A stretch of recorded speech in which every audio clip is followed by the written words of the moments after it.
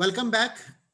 We were talking about characteristics of different organizations, and I was saying कि different objectives और goals पर based आपकी जो structural detail है वो depend कर रही होती है. अगर आपको cost leadership की तरफ जाना है, अगर आपको uniformity of operations की तरफ जाना है, अगर आपकी products and services में इनोवेशन रिक्वायर्ड नहीं है, तो उस सूरत में आपकी फॉर्मलाइजेशन, सेंट्रलाइजेशन, स्पेशलाइजेशन वो हाई होगी. लेकिन अगर आपका फोकस इनोवेशन पर है, अगर आप फ्लेक्सिबल वर्क एनवायरनमेंट में ऑपरेट करना चाहते हो, तो उस सूरत में आपका जो स्ट्रक्चरल डिजाइन होगा that would be more organic. ठीक है, इस बात को एक स्टेप हम आगे और लेकर चलते हैं. जब हम evolution of organization theory and design की बात करें, तो ये एक बड़ा इंपॉर्टेंट एक्सप्रेशन हमारे पास आता है कि हिस्टोरिकल पर्सपेक्टिव्स, अभी जैसे आपको मैंने डिफरेंट थ्योरीज बताई, क्लासिकल, नियो क्लासिकल, मॉडर्निज्म की जो थ्योरीज हमने देखी, historical perspectives provide insight into how organization design and management practices have varied over time in response to changes in society. तो हमें यह बात समझ में आ पाती है कि जो मॉडर्न ऑर्गेनाइजेशनल पर्सपेक्टिव्स हैं वो क्यों, कैसे, कहां डेवलप हुए और उनकी हमें जरूरत किन किन हवालों से वो है. अब चूंकि हमारे पास हिस्टोरिकल पर्सपेक्टिव्स मौजूद हैं, तो अब आपको मैं कुछ ऑर्गेनाइजेशनल डिजाइन से रिलेटेड टाइप्स वो दिखाता हूं. सबसे पहला जो हमारे पास ऑर्गेनाइजेशनल डिजाइन में पॉइंट आ रहा है, that is going to talk about Mintzberg's organisational types. और मिंट्सबर्ग ने कहा कि तमाम ऑर्गेनाइजेशंस वो इन 5 फैक्टर्स के कॉम्बिनेशन से बनती हैं. उन ऑर्गेनाइजेशंस में we have top management, we have middle management, we have technical core, we have administrative support staff and we have technical support staff. फर्क सिर्फ इतना है एक स्मॉल एंड लार्ज ऑर्गेनाइजेशन के दरमियान कि जब हम एक स्मॉल ऑर्गेनाइजेशन की बात करेंगे तो these all 5 factors they basically unite together. एक ही बंदा है, वही बंदा टॉप मैनेजमेंट है, वही बंदा मिडिल मैनेजमेंट है, वही बंदा काम भी कर रहा है, वही बंदा सपोर्ट स्टाफ भी है, वही बंदा एडमिनिस्ट्रेटिव स्टाफ भी है. लेकिन जो जो ऑर्गेनाइजेशन के कॉन्टिजेंसी वेरिएबल्स तब्दील होते जाते हैं, फॉर एग्जाम्पल साइज. अब आपने कहा कि एक स्मॉल स्टार्टअप, एक एंटरप्रेन्योरल वेंचर जो अब से कुछ अर्सा पहले स्टार्ट हुआ था, अब एक बहुत बड़ी कॉर्पोरेशन में कन्वर्ट हो चुका है. तो आप बेसिकली स्ट्रक्चरल डिजाइन में क्या कर रहे होगे कि एक इंडिविजुअल से निकलकर ये तमाम फैक्टर्स जो हैं ये एक सेपरेट एंटिटीज के तौर पर हमारे सामने वो मौजूद हैं. Okay, Mintzberg proposed that the 5 parts could fit together in any type of organization, small, medium, large, किसी भी organization के अंदर ये 5 elements जो हैं वो मौजूद हैं. In real life organizations, the 5 parts are interrelated and often serve more than one function. तो जाहिर है कि उनकी डिटेल, उनकी कॉम्प्लेक्सिटी, वो जो आपका साइज तब्दील होता जाएगा ऑर्गेनाइजेशन का, तो उनकी जो स्पेशलिटी है इन तमाम 5 एलिमेंट्स की वो भी तब्दील होती जाएगी. Okay, starting from an entrepreneurial venture, reaching up to the level of a corporation. तो जो स्ट्रक्चरल डिजाइन में तब्दीलियां आ रही हैं वो तब्दीलियां इन 5 एस्पेक्ट्स के तहत डेवलप वो कर रही होंगी. अनदर एक्सप्रेशन आप देखिए कि ऑर्गेनाइजेशंस को जब क्लासिफाई किया गया तो किस तरह के डिटेल्स उनके ऊपर फोकस रहा. For example Charles Handy, he came up with the idea of shamrock organization, जिसमें कि हम एक ऑर्गेनाइजेशन को 3 लीफ क्लोवर से वो डिस्कस करते हैं, एलैबोरेट करते हैं. Now rather than saying like और using the expression of a human, यहां पे हम एक 3 लीफ क्लोवर के साथ ऑर्गेनाइजेशन को एसोसिएट और डिस्क्राइब वो कर रहे हैं. अब शैमरॉक ऑर्गेनाइजेशन की जब हम डिस्कशन करते हैं तो उसमें हमने 3 एस्पेक्ट्स वो डेवलप किए, focusing upon the core staff, then outsourced workers and then peripheral workers और फ्लेक्सिबल वर्कर्स. इनको हमने एक ऑर्गेनाइजेशन के साथ एसोसिएट वो किया. जब हम कोर स्टाफ की बात करते हैं तो चार्ल्स हैंडी ने कहा कि core managerial and technical staff, इसकी डिस्कशन की जाएगी, that is one side of the story. Full time professional workers who handle daily operations, well paid and remunerated, well motivated and highly productive, ये एक aspect बन गया। जब हम outsourced workers की बात करेंगे तो contractual and fringe contract workers की बात की जा रही है। इसमें इंडिपेंडेंट प्रोवाइडर्स वो मौजूद होंगे, paid to complete particular and specialised task, relatively expensive payroll services, transport, catering, IT, इन सबको हम इसमें कैटर वो कर सकते हैं।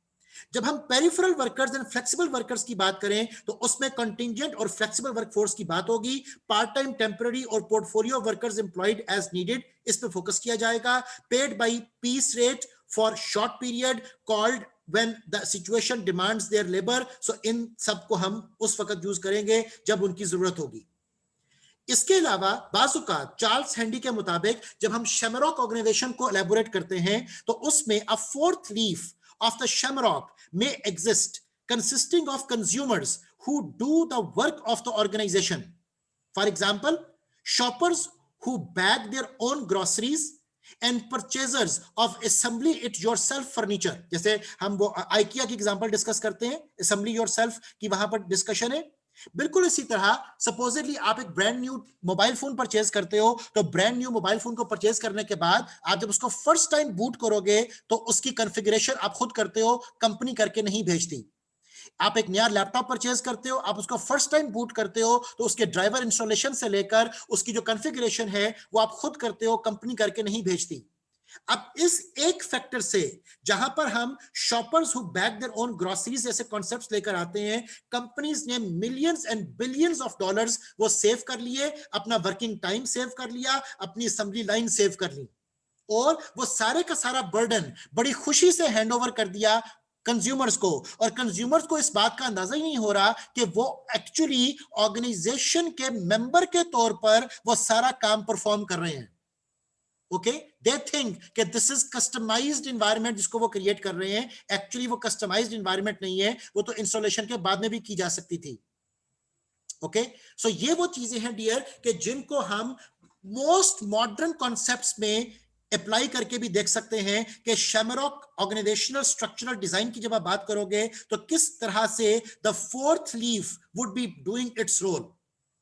सो the shamrock leaf shape is a symbolic representation of an organization with three types of workforce having a main body or connected lobes that together form a whole। तो एक पूरा जो आपके सामने एक स्ट्रक्चरल डिजाइन है वो बन पाता है। So Charles Handy believed that people were the most important resource within any organization, unlike Frederick Taylor का जो concept था who believed in tall hierarchical structures where workers were closely supervised. Handy believed in meeting the needs of workers through job enrichment. Okay, यहां पर अब हम job enrichment में workers की job को भी कंज्यूमर्स की जॉब्स को भी एनरिच कर रहे हैं और अनकॉन्शियसली अनपेड रादर कस्टमर खुद पे करके उन सर्विसेज को कंपनी के लिए परफॉर्म कर रहा है।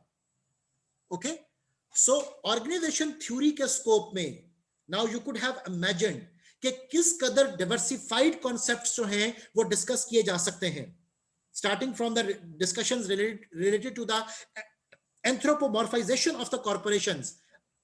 अब हम शैमरॉक ऑर्गेनाइजेशन की जो डिटेल्स हैं उसको विजुअलाइज वो कर रहे हैं। लिहाजा जब ऑर्गेनाइजेशनल स्ट्रक्चरल डिजाइन की बात की जाएगी तो उसमें इन दो फैक्टर्स को आप इग्नोर नहीं कर सकते हो, that is they are basically organic and mechanistic aspects. ठीक है, अब ये ऑर्गेनिक एंड मैकेनिस्टिक एस्पेक्ट्स जो हैं they are basically dependent upon the structure, the tasks and roles, system formality, communication, hierarchy versus collaboration। इन सब फैक्टर्स को, constructs को, मैं फिर वर्ड यूज कर रहा हूं, कंस्ट्रक्ट्स को मद्देनजर रखकर ऑर्गेनाइजेशनल स्ट्रक्चरल डिजाइन वो किया जाता है। हमारे यहां पर लोकल अगर आप कंपनीज एंड ऑर्गेनाइजेशंस के मसाइल को देखो तो even their structural designs are not correct, because उन स्ट्रक्चरल डिजाइंस के बैकएंड के ऊपर बहुत सी रैशनैलिटी मिसिंग है। अब चाहे वो ऑपरेशनल कंसर्न्स में स्ट्रक्चरल डिजाइन हो या चाहे वो हायरार्की के कंसर्न में स्ट्रक्चरल डिजाइन हो, there are blunders visibly available in the structural design of the organizations in our local environment. Okay. For example एक और आपको मैं आइडिया देता हूं कि जब आप डिस्कस करते हो कि ऑर्गेनाइजेशन स्ट्रक्चरल डिजाइन बनाना है, एक ऑर्गेनोग्राम डेवलप करना है, आपने कहा उसमें टॉप मैनेजमेंट है, मिडिल मैनेजमेंट है, फ्रंट लाइन एम्प्लॉइज हैं, आपने एक स्ट्रक्चरल डिजाइन, एक ऑर्गेनोग्राम बना लिया, लेकिन क्या आपको यह बात मालूम है कि स्ट्रक्चरल डिजाइन बनाने से पहले जो एक कॉन्सेप्ट यूज किया जाता है, दैट इज जॉब इवैल्यूएशन. आप जब तक जॉब्स को इवैल्यूएट नहीं करोगे, आप कभी भी उनको ऑर्गेनाइजेशनल स्ट्रक्चरल डिजाइन का पार्ट वो नहीं बना सकते. बिकॉज अगर फर्ज करो स्ट्रक्चरल डिजाइन में लोअर हायरार्की का एम्प्लॉय, उसकी जॉब की वर्थ अपर हायरार्की के एम्प्लॉय से ज्यादा है, तो आपके स्ट्रक्चरल डिजाइन का फॉल्ट है. अब प्रॉब्लम क्या होगी कि worth of job lower employ की ज्यादा होगी और सैलरी उसकी वो कम होगी, उसकी जुरिस्डिक्शन वो कम होगी, जबकि अपर लेवल जो एम्प्लॉय आपने डिजाइन किया हुआ है उसकी सैलरी में भी ज्यादा होगी, उसकी जुरिस्डिक्शन ज्यादा होगी, लेकिन उसकी जॉब वर्थ वो कम होगी. अब इस सारी डिटेल के अंदर किसी भी बात को दिल पे लेने की जरूरत नहीं है, ये हार्ड फैक्ट्स हैं जिनको सामना करना हमारे लिए जरूरी है. और ये स्ट्रक्चरल डिजाइन जॉब इवैल्यूएशन करने के लिए जो मेथड, जो थ्योरी आप यूज करते हो, that is known as universal compensable factors. और यूनिवर्सल कंपनसेबल फैक्टर्स को कैलकुलेट किए बगैर आप स्ट्रक्चरल डिजाइन बना ही नहीं सकते. ओके यही वजह है कि हमारे यहां पर ऑर्गेनाइजेशंस का जो स्ट्रक्चरल डिजाइन है उसमें मेजर फॉल्ट होने की वजह से जो एफिशिएंसी है कंपनीज की वो कम है. और हम इस बात को समझ नहीं पाते, हम समझते हैं कि शायद मटेरियल महंगा हो गया, हम समझते हैं वर्कर इनएफिशिएंट है, हम समझते हैं कि अदर प्रॉब्लम्स जो हैं वो कंट्रीब्यूट कर रही हैं हमारी इनएफिशिएंसीज और लो प्रॉफिटेबिलिटी के दरमियान. ओके सो याद रखो कि जब एक ऑर्गेनाइजेशनल डिजाइन की हम बात कर रहे हैं, जब हम ऑर्गेनाइजेशन थ्योरी की बात कर रहे हैं, तो वहां पर आपको बहुत डिटेल्ड ऑडिट्स वो करने पड़ते हैं. और इन तमाम चीजों को कंप्रीहेंड किए बगैर आप सिर्फ एक चलते हुए पहिए का पार्ट हो, आई एम सॉरी, आप क्रिएटिविटी, इनोवेशन इनकी बातें नहीं कर सकते. बिकॉज आपके पास रैशनैलिटी ही नहीं होगी कि ऑर्गेनाइजेशन कंसर्न्स में चीजों को डेवलप वो कैसे किया जाता है. नो डाउट हमें दिखेगा यही कि organization is earning like anything, हमारी इनकम पर्सनल बहुत अच्छी है, लेकिन जो एफिशिएंसी होनी चाहिए थी, जो पर हेक्टर यील्ड आप अचीव कर सकते थे, हमारा किसान, हमारी ऑर्गेनाइजेशन वो अचीव नहीं कर पा रही.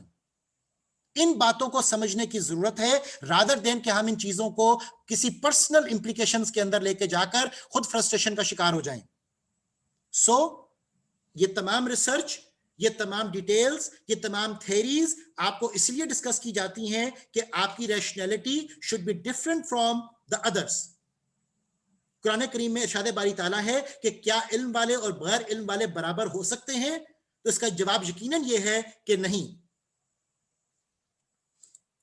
अब मैकेनिस्टिक स्ट्रक्चर्स के अंदर जो हमें टिपिकल कॉन्टिजेंसी फैक्टर्स नजर आते हैं, they are large size, efficiency strategy, stable environment, rigid culture and manufacturing technology.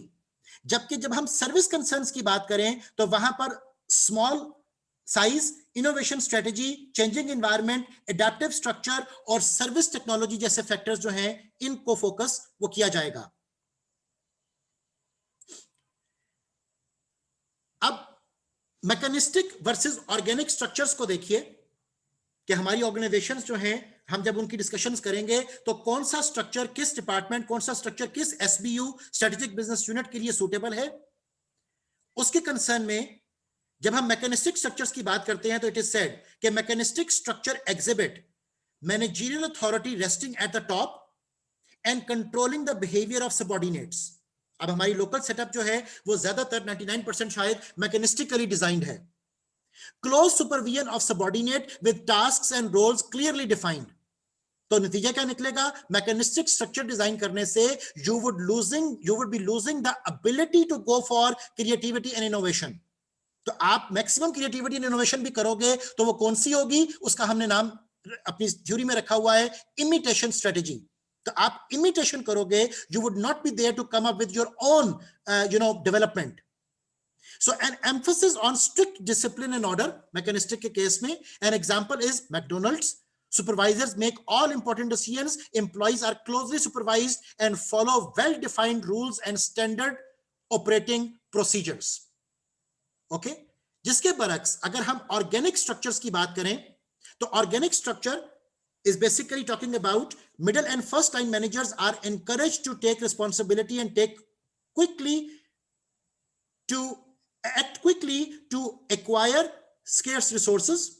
Tasks and roles are left ambiguous to encourage employees to cooperate and respond quickly to the unexpected. और ये कहां पर required होगा? ये हमें required होता है job shop में, यह हमें रिक्वायर्ड होता है बैच प्रोडक्शन में। और जो आप जॉब शॉप बैच प्रोडक्शन से होते हुए assembly line and continuous production की तरफ जाओगे, जब आप इस तरह के वर्क डिजाइन बनाओगे तो वहां पर आपको ज्यादा मैकेनिस्टिक होना पड़ेगा, because continuous production is supporting mechanistic and job shop is more supporting organic. अब जॉब शॉप के केस में, ऑर्गेनिक स्ट्रक्चर्स के केस में क्रॉस डिपार्टमेंटल टीम्स का जिक्र किया जाता है, वहां पर एक्सपेंसिव ऑपरेशंस वो इन्वॉल्व होंगे, क्योंकि मोटिव वहां पर is to design a creative and innovative organization. Okay, and as an example, the Nokia in the past, not in the present, the Nokia in the past was more organically designed when it ruled the world. लेकिन जो Nokia ने अपने आप को organic structure से mechanistic की तरफ develop करना शुरू किया तो they lost the market, and that is one of the reasons कि why Nokia has lost the market share. अब उसमें बहुत सारी स्ट्रेटेजिक इंप्लीकेशंस के साथ साथ ऑपरेशनल एंड स्ट्रक्चरल डेफिशिएंसी भी हमारे पास वो मौजूद हैं। लाइकवाइज अब मैकेनिस्टिक एंड स्ट्रक्चरल डिटेल मैंने आपसे कुछ तो डिस्कस की, लेकिन यह बात क्लियरली ध्यान में रखिएगा कि there is no one best way to organize. इसको आप रूल ऑफ थंब नहीं बना सकते, बिकॉज हर ऑर्गेनाइजेशन की जो कंटीजेंसीज हैं वो डिफरेंट हैं, हर ऑर्गेनाइजेशन की जो एंथ्रोपोमॉर्फाइजेशन है वो डिफरेंट है, हर ऑर्गेनाइजेशन का जो मिशन एंड विजन है वो डिफरेंट है, स्ट्रेटेजी डिफरेंट है। देयरफॉर हमें हर एक ऑर्गेनाइजेशन को एक स्टैंड अलोन यूनिट के तौर पर पिक करना है और फिर यह स्टडी करना है कि वहां पर किस तरह का स्ट्रक्चरल डिजाइन एक्चुअली सूटेबल वो होगा, कहां पर किस किस्म का हमें वर्कफोर्स ऑप्टिमाइजेशन वो रिक्वायर्ड है, कहां पर किस तरह की हमें कॉस्ट कटिंग एस्पेक्ट्स को वो जहन में रखना है, कहां पर हमें जस्ट इन टाइम को यूज करना है, कहां पर हमें काइजन को यूज करना है, कहां पर हमें जुडोका ऑप्शन को यूज करना है। तो याद रखिएगा कि आप तमाम तर स्ट्रेटेजिक ऑपरेशनल डिजाइन एस्पेक्ट्स को हर लेवल ऑफ ऑर्गेनाइजेशन के ऊपर इंप्लीमेंट नहीं कर सकते। So organisational structure depends on the environment in which an organisation operates, और हर ऑर्गेनाइजेशन का जो स्ट्रक्चरल डिजाइन होगा वो दूसरे से डिफरेंट वो हो सकता है।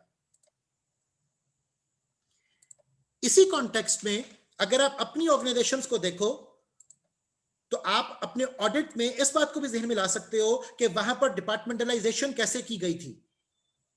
क्या वहां पर फंक्शनल डिपार्टमेंटलाइजेशन है, क्या वहां पर प्रोडक्ट डिपार्टमेंटलाइजेशन है, जियोग्राफिक है, प्रोसेस है, कस्टमर है, किस बेसिस पर आपकी वहां पर एक कंपनी के अंदर डिपार्टमेंटलाइजेशन वो की गई है। और अगला क्वेश्चन ये है कि जिस भी बेसिस पर आपकी कंपनी, फैक्ट्री, कारखाने के अंदर डिपार्टमेंटलाइजेशन की गई है, क्या वो बेसिस सही है? क्योंकि याद रखिएगा कि हर एक डिपार्टमेंटलाइजेशन टाइप में हमारे पास अपने अपने एडवांटेजेस और डिसएडवांटेजेस हैं।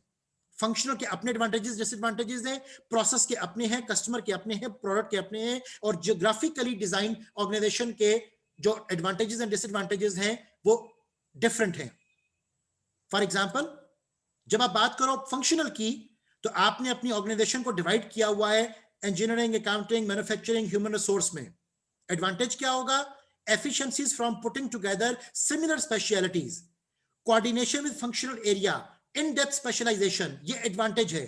लेकिन डिसएडवांटेज क्या है फंक्शनल डिपार्टमेंटलाइजेशन का? डिसएडवांटेज है poor communication across functional areas and limited view of organizational goals. यहां पर आपको इनएफिशिएंसीज और इनइफेक्टिवनेस वो मिलनी शुरू हो जाएगी। अगर आप अपने आप को जियोग्राफिकली डिवाइड कर लेते हो, आपने कहा western region, southern reason, mid western region, तो इसका एडवांटेज क्या होगा? More effective and efficient handling of specific regional issues. यहां पे जो लोकल रिस्पॉन्सिवनेस है वो ज्यादा होती है, serve needs to unique geographic markets. जबकि डिसएडवांटेज क्या होगा? डुप्लीकेशन ऑफ फंक्शन, और डुप्लीकेशन ऑफ फंक्शन होने से आपकी जो ऑपरेशनल कॉस्ट है वो बढ़ जाएगी। इसी तरह अगर आपने अपनी कंपनी को डेवलप किया हुआ है प्रोडक्ट डिपार्टमेंटलाइजेशन के केस में, तो इसका एडवांटेज क्या होगा? कि आप स्पेशलाइजेशन अचीव कर सकते हो पर्टिकुलर प्रोडक्ट एंड सर्विसेज के रेफरेंस में, आप ज्यादा closer to the customer operate कर सकते हो। लेकिन डिसएडवांटेज क्या होगा, आपकी डुप्लीकेशन ऑफ फंक्शंस हो जाएगी, जिससे कि आपकी ऑपरेशनल कॉस्ट वो शूट अप कर जाएगी। और limited view of organizational goals is the disadvantage of product departmentalization. ये अब हम बात कर रहे हैं ऑर्गेनाइजेशन के स्ट्रक्चरल डिजाइन की। बिल्कुल इसी तरह प्रोसेस डिपार्टमेंटलाइजेशन, इसका अपना प्लस माइनस है, कस्टमर डिपार्टमेंटलाइजेशन इसके अपने प्लस माइनस है। लिहाजा माय डियर स्टूडेंट्स, आप जब एक ऑर्गेनाइजेशन थ्योरी में ऑर्गेनाइजेशनल स्ट्रक्चरल डिजाइन की बात करो तो आपको उस रैशनैलिटी को समझना है जिस रैशनैलिटी के तहत ऑर्गेनाइजेशन के स्ट्रक्चरल डिजाइंस वो एस्टैब्लिश किए जाते हैं। अब इन तमाम थ्योरीज जो अभी हमने गो थ्रू की, इनके बैकएंड के ऊपर अगर हम कुछ मैनेजमेंट थ्योरीज की बात करें, क्योंकि इससे पहले मैंने आपसे डिस्कस की थी ऑर्गेनाइजेशनल थ्योरीज, अगर हम मैनेजमेंट थ्योरीज की बात करें तो हमारे पास scientific management, general administrative theories, quantitative approach, organisational behaviour की detail, systems approach, contingency approach, इस तरह के बहुत से जो कंसर्न्स हैं वो आ जाते हैं।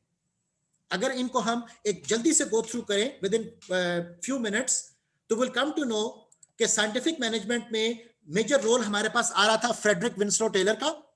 सो फ्रेडरिक टेलर ने, जो कि साइंटिफिक मैनेजमेंट का फादर भी कहलाता है, उसने मेजर कंसर्न हमारे साथ डिस्कस किया related to the topic that there is one best way of doing things. अब नो डाउट जब हम कॉन्टिजेंसी पर्सपेक्टिव में जाते हैं तो वी कम टू नो कि there is not one best way of doing things, there can be many ways जिससे कि हम सेम आउटकम अचीव वो कर पाएंगे। ओके, तो अब फ्रेडरिक टेलर की जो थ्योरी थी, जो साइंटिफिक मैनेजमेंट की थ्योरी प्रेजेंट की, इसके अपने लिमिटेशंस थी। ठीक है, इसको आप गो थ्रू कर लीजिएगा। इसी तरह टेलर ने 4 प्रिंसिपल्स ऑफ मैनेजमेंट का जिक्र किया, जिसमें कि साइंस फॉर ईच एलिमेंट की बात की। उसने कहा कि there should be scientifically selected workers. उसने वर्कर्स के साथ एसोसिएट किया साइंटिफिक प्रिंसिपल्स को। उसने डिवीजन ऑफ लेबर की बात की। ठीक है, तो these are all the concerns जो हमें फ्रेडरिक टेलर के थ्योरी से मिलते हैं। Likewise Frank and Lillian Gilbreth ने डिफरेंट हवालों से रिडक्शन ऑफ वेस्टेड मोशन के ऊपर बात की, टाइम एंड मोशन स्टडीज की बात की। इन तमाम चीजों को ऑब्वियसली आप पिछले कोर्सेज के अंदर गो थ्रू कर चुके हो, मैं इसकी डिटेल में फिल वक्त वो नहीं जा रहा हूं। देन जनरल एडमिनिस्ट्रेटिव थियरी हमारे पास आती है, और जनरल एडमिनिस्ट्रेटिव थियरी में we talk about Henri Fayol. उसके हमारे पास डिफरेंट प्रिंसिपल्स वो इवॉल्व कर जाते हैं,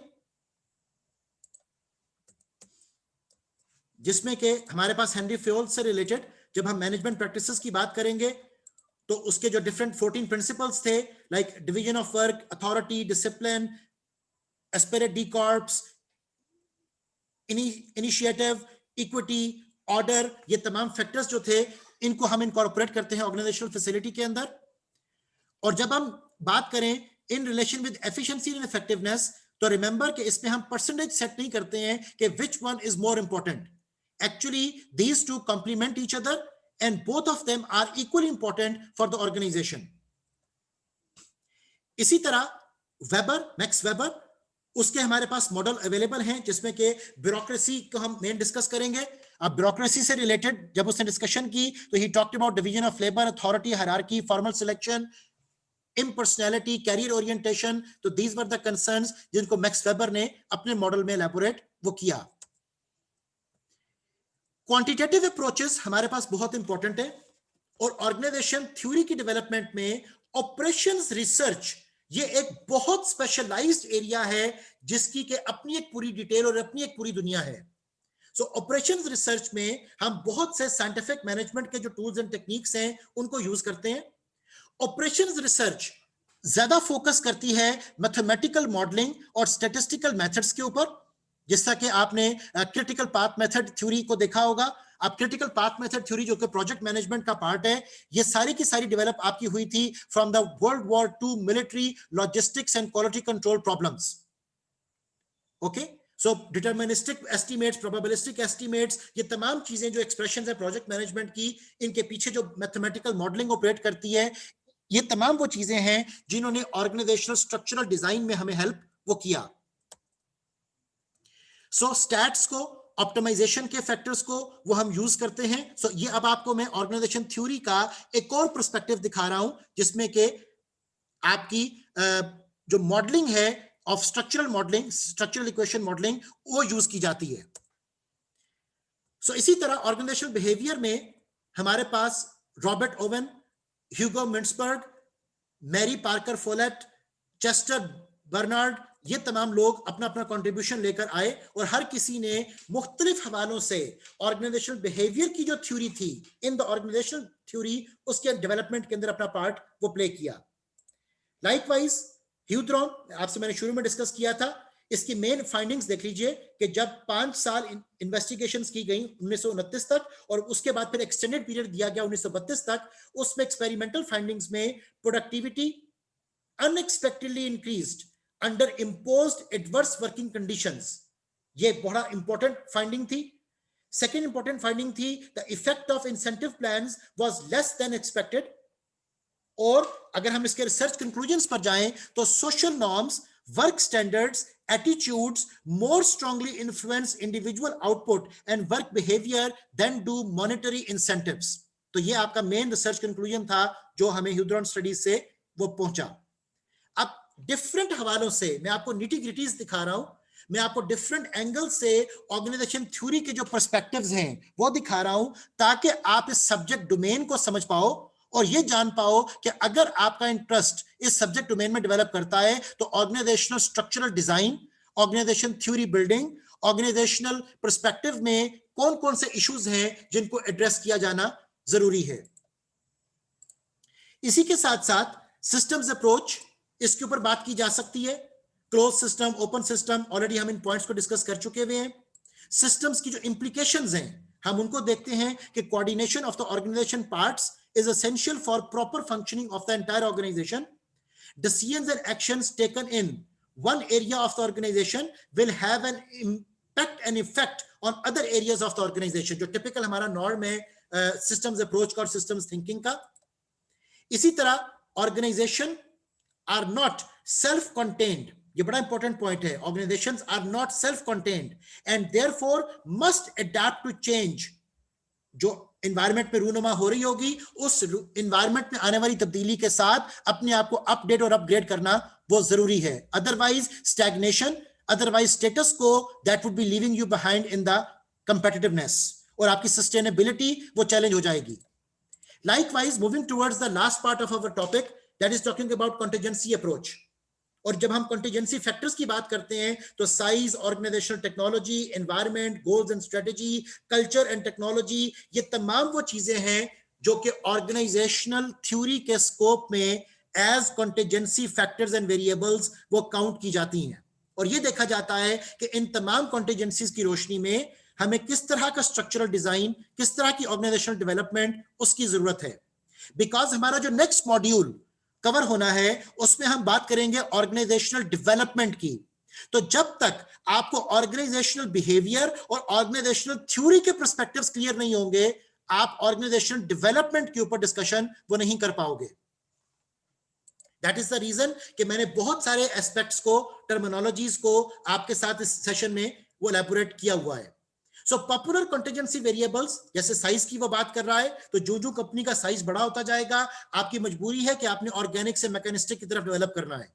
इसी तरह रूटीननेस ऑफ टास्क टेक्नोलॉजी, जब routineness of task technology high होगी तो you have to develop mechanistic structure.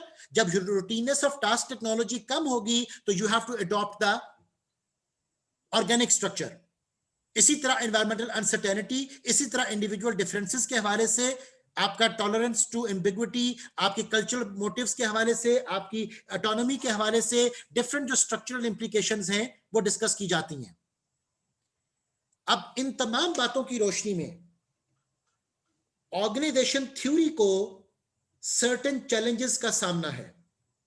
उन चैलेंजेस में globalisation, intense competition, ethics and social responsibility, ये आपको मैं एरियाज आइडेंटिफाई कर रहा हूं जिन एरियाज पे आप बात कर सकते हो इस पूरी ऑर्गेनाइजेशन थ्योरी के डेवलपमेंट की रोशनी में.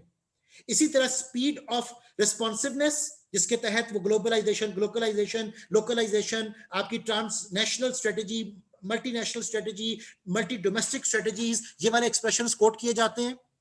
इसी तरह डिजिटल वर्कप्लेस, ई बिजनेस की जो रेवोल्यूशन आ रही है, diversity, entrepreneurship, knowledge management, learning organisations, quality management जैसे जो मोटिव्स हैं, इन सब को डिस्कस किया जाता है। अब नो डाउट ये जितने भी यहां पे करंट चैलेंजेस आपके सामने मैं पेश कर रहा हूं, इन तमाम चैलेंजेस के अंदर एक पूरी डिबेट, एक पूरा डोमेन वो मौजूद है। ओके, मेरा मोटिव आपको ऑर्गेनाइजेशन थ्योरी से एसोसिएटेड जो factors, concepts, ideas, constructs, theories, models हैं, वो शो करना मकसद था।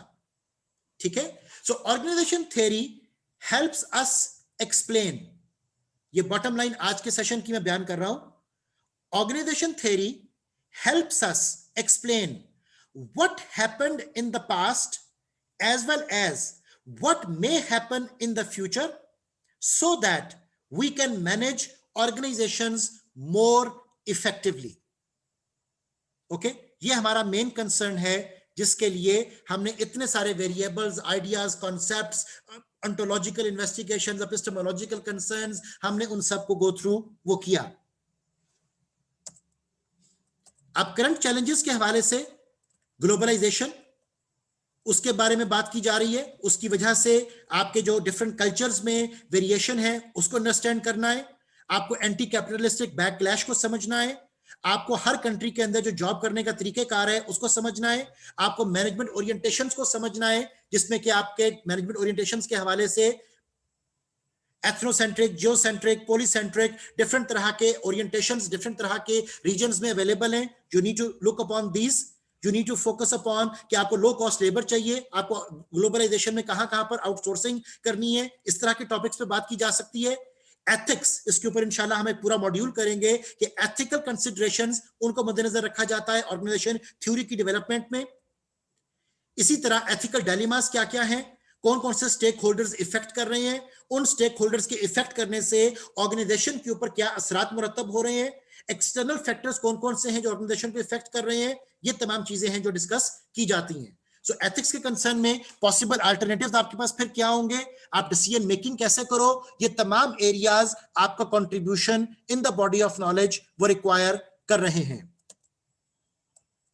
लाइकवाइज डाइवर्सिटी, इसके ऊपर इंशाल्लाह हम एक पूरा मॉड्यूल करेंगे कि जिसमें हम डाइवर्सिटी से रिलेटेड जो टॉपिक्स हैं उनको इन डेप्थ स्टडी करेंगे कि माइनॉरिटी, एथनिक ग्रुप्स, इन तमाम चीजों को आपने टैकल वो कैसे करना है। एजिंग वर्कफोर्स के जो मसाइल हैं, डिफरेंट जनरेशन के जो गैप्स हैं, आपने उन सबको टैकल वो कैसे करना है। लाइकवाइज एंटरप्रेन्योरशिप, उसके क्या इश्यूज और मसाइल हैं, एंटरप्रेन्योरल बिजनेस एंड प्रोसेसेस वो कैसे एस्टैब्लिश किए जाते हैं, डिफरेंट अपॉर्चुनिटीज को कैसे फाइंड आउट किया जाता है, प्रोसेस इनोवेशन, प्रोडक्ट इनोवेशन, ये कैसे लेकर वहां पर आप अपनी एस्टैब्लिशमेंट एंड सस्टेनेबिलिटी को वो इंश्योर करोगे।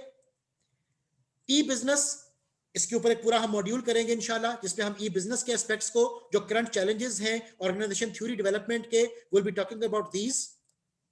एंड लाइकवाइज लर्निंग ऑर्गेनाइजेशन के ऊपर हमने बात की, नॉलेज मैनेजमेंट के ऊपर हमने पूरा मॉड्यूल किया। उसके बाद हमने कंपैरिजन क्रिएट किया कि ट्रेडिशनल ऑर्गेनाइजेशन और लर्निंग ऑर्गेनाइजेशन आपस में कैसे कंट्रास्ट में है, क्या क्या फर्क है लर्निंग पर्सपेक्टिव में और ट्रेडिशनल पर्सपेक्टिव में। एंड नो डाउट क्वालिटी से रिलेटेड हमारी डिस्कशन वो चलेगी, जिसमें कि हम डिफरेंट एस्पेक्ट्स में क्वालिटी फैक्टर्स को देखेंगे कि जब एक ऑर्गेनाइजेशनल डेवलपमेंट और ऑर्गेनाइजेशनल थ्योरी की आप बात करते हो तो उसमें क्वालिटी का मतलब क्या है। आपको इस बात का बहुत क्लियरली पता होगा कि टोटल क्वालिटी मैनेजमेंट ये कोई सर्टिफिकेट नहीं है, ये कोई स्टैटिस्टिकल फॉर्मूला नहीं है। टोटल क्वालिटी मैनेजमेंट बेसिकली क्या है, ये एक फिलॉसफी है। और आप टोटल क्वालिटी मैनेजमेंट की फिलॉसफी को तब तक नहीं समझ पाते हो जब तक आपको ऑर्गेनाइजेशनल फिलॉसफी का ना पता हो, जब तक आप ऑर्गेनाइजेशनल ऑन्टोलॉजी, एपिस्टेमोलॉजी को आप पिक ना कर सको, जब तक आप ऑर्गेनाइजेशन थ्योरी को अंडरस्टैंड नहीं करोगे, आप ऑर्गेनाइजेशन के हवाले से जो क्वालिटी पर्सपेक्टिव्स हैं उनकी रियल स्पिरिट को नहीं जान पाओगे कि ह्यूमन एलिमेंट की जो इन्वॉल्वमेंट है क्वालिटी पर्सपेक्टिव में वो किस कदर है और किस तरह से है। याद रखें, इन तमाम चीजों के पस मंजर में हमारा जो मेन एस्पेक्ट है वो ये है कि हम ना जिंदगी को और ना ऑर्गेनाइजेशंस को फॉर ग्रांटेड पिक करें, और हमारे अंदर ये कैपेबिलिटी डेवलप हो सके कि we are there to question, right? जो भी टर्मिनोलॉजी, जो भी एस्पेक्ट आपके सामने रखा जाता है, हम उसके बारे में अपने जहन के अंदर आने वाले क्वेश्चंस को एड्रेस कर सके, राइट? सो क्वालिटी पर्सपेक्टिव्स पर आपकी जो ऑर्गेनाइजेशन थ्योरी की डेवलपमेंट है उसका बड़ा फोकस है, और फिर हम क्वालिटी से related customer orientation, continuous improvement, focus, process focus की बात करेंगे। ये तमाम चीजें आपकी काउंट वो की जाती हैं। फॉर एग्जांपल, मैं इन बातों को यहां पर क्यों हाईलाइट कर रहा हूं कि काइजन अप्रोच को डिस्कस करना तो बहुत आसान है कि जी हम कंटिन्यूअस इंप्रूवमेंट करना चाहते हैं। आपने कभी यह सोचा कि आपकी ऑर्गेनाइजेशन के अंदर काइजन अप्लाई कैसे होगा?